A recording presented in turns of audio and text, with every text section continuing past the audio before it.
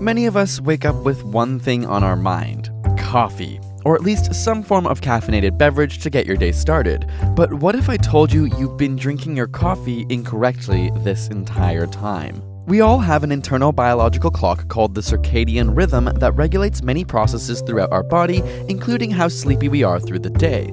And it's this clock that controls the release of a hormone called cortisol, often referred to as the stress hormone because it's secreted in high levels during your body's fight or flight response. Cortisol also happens to be related to your level of alertness through the day. And it just so happens that between 8 and 9 a.m., cortisol levels peak.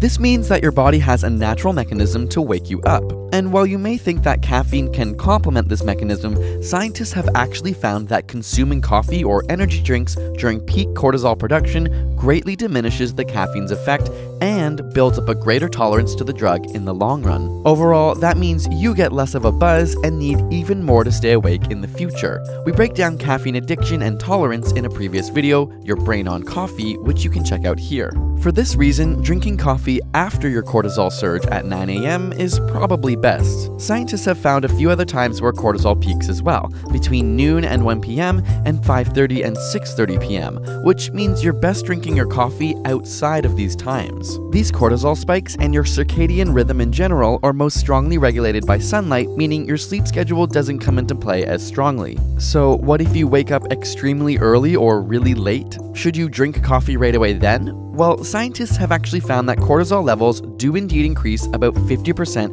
right after you wake up, regardless of the time. Science says wait at least an hour to get your cup of joe, and your body will be optimally ready to go. Got a burning question you want answered?